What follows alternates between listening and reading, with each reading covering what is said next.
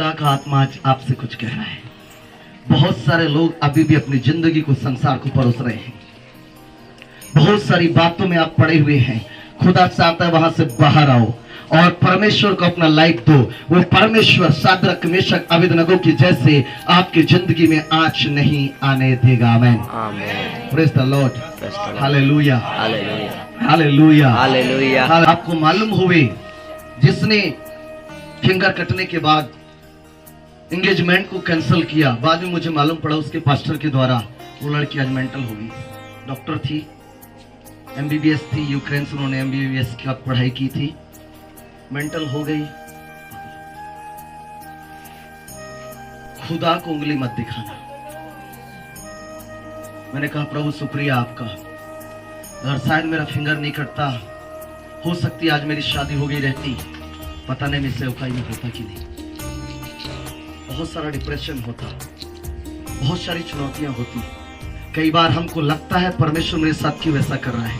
मैं आपको बताना चाहता हूँ, खुदा जो भी कर रहा है वो बहुत प्लान के साथ कर रहा है, वो बहुत अच्छा कर रहा है। Hallelujah, hallelujah, hallelujah. Meshach Abednego को लगा कि हम यहाँ जवान लोग 16-17 साल के बच्चे लोग गुलामी में 2000 किलोमीटर वो भारत में चले गए। उनको लगा कि अब हमारी जिंदगी खत्म है, लेकिन उन्होंने एक बात को याद रखा, वो संसारिक चीजों में पड़े नहीं। राजा का भोजन उनके सामने परोसा गया, वो हाथ तक नहीं लगाए। उन्होंने राजा के जो भोज के प्रधान था उससे उन्होंने कहा, हे गुरुजी, हे साहब, हमको ये काम कर, एक सप्ताह से कम 7 पात खिला, हमको मदिरा ना दे, हमको मांस ना दे, राजा का भोजन ना दे, हम जो कह रहे हैं वो दे, और उसके बाद हमारे चेहरे को क्या करना, देखना। अगर हमारे चेहरा ज्यादा चमके तो हमें वही खिलाना, और मुरझाए तो हम राजा के भोजन क्या कर लेंगे, खा लेंगे। उन्होंने एक सप्ताह का मोहलत परमेश्वर से मांगा। आपको मालूम हुए भाजी और पेज खाकर भी जो राजा के पकवान खाने वालों से ज्यादा उनका चेहरा चमकने लगा। आमीन। क्योंकि उनका भरोसा यहोवा पर था। आमीन। और आपको मालूम पड़े, एक समय वही जवान उस देश के राज्य मंत्री बन गए, और राजा के सलाहकार बन गए, और उस देश में खुदा ने उनको क्या किया, ऊंचा उठाया। आमीन, हालेलुया, हालेलुया। आज 2025 के लिए भविष्यवाणी है। मैं आपसे कहकर जा रहा हूँ, खुदा उन लोगों के साथ भलाई करने जा रहा है, उनकी हालातों को बदलने जा रहा है, जो अपनी जिंदगी को संसार से अलग करके परमेश्वर को देने जा रहे हैं। आमीन, hallelujah, hallelujah, hallelujah.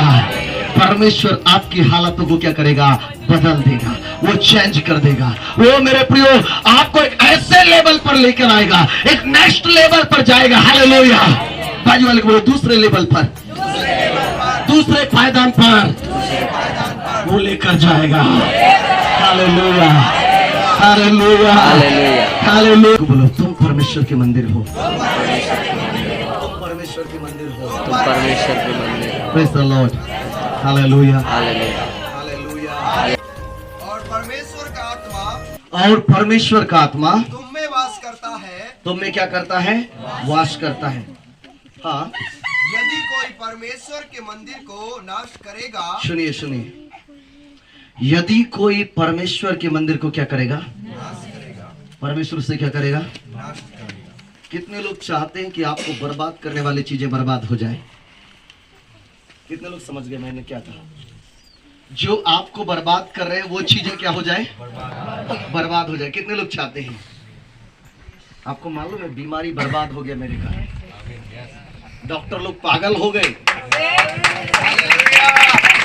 Hallelujah, hallelujah. एक इंसान को जिंदा रहने के लिए उसके शरीर में 2.5 लाख सेल्स चाहिए, मेरे बॉडी में केवल 15,000 सेल्स हैं। और डॉक्टरों का कहना है कि जिसके बॉडी में 2 लाख से कम सेल्स हुए, 1 पॉइंट भी कम हुआ, वो मर जाएगा, वो जिंदा नहीं रह सकता। आज मैं जिंदा हूं और जीऊंगा जब तक मेरा काम रहेगा। आमीन, हालेलुया, हालेलुया, हालेलुया। एक पासवान बालाघाट का मैं देख रहा था, जिसके बॉडी में लगभग 25,000 सेल्स हैं, और वो कोमा में है, ऑक्सीजन लगा है। कुछ दिन पहले हमारे बीच फेलोशिप में उसका वो डाला था फोटो, मेरे में केवल 15,000 है। हेलो,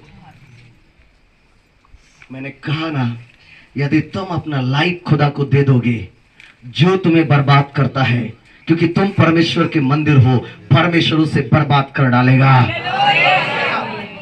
यदि वो बीमारी आपको बर्बाद करना चाहता है, आज अपना जिंदगी खुदा को दे दो, परमेश्वर उस बीमारी को बर्बाद कर देगा। हालेलुया। यदि वो गरीबी आपको बर्बाद कर रहा है, अपना जिंदगी खुदा को दे दो, परमेश्वर उस गरीबी को बर्बाद कर देगा। Hallelujah, hallelujah, hallelujah. तो मेरे प्रिय, नशे की आदत अगर है, आज अपना जिंदगी खुदा को दे दो, उस नशे की आदत को परमेश्वर बर्बाद